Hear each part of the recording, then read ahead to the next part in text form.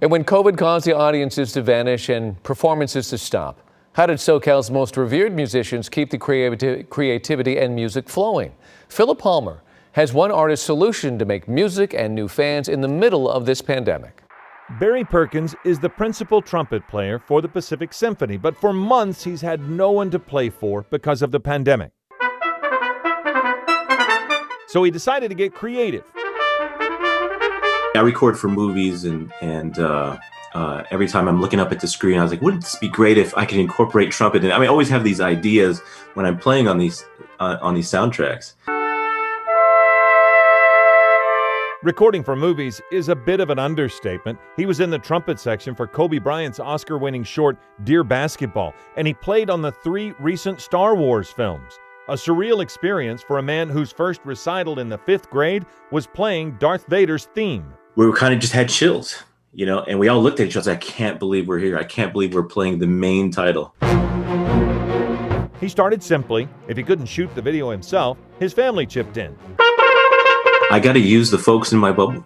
And though that means the wife, the kids, whatever help I can get. And now I'll teach them. It's like, hey, just hold the camera like this. As the pandemic wore on, his efforts became more complicated.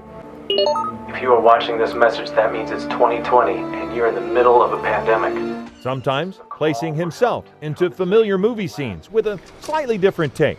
I know I'm a little old for your band, but I'm just looking for a place to play. I guess you didn't like the required piece as written. I didn't realize how involved it was for video production, until you really dive in. I was like, wow, there's thousands of hours here that's involved in the creative process. Do I really have to play after him? During the holiday season, Perkins created videos that were less about humor and more about making the season bright. But as the pandemic wears on, it's his humor and need for creative outlets that might be the solution for staying connected to the audience he has and maybe creating new supporters as well.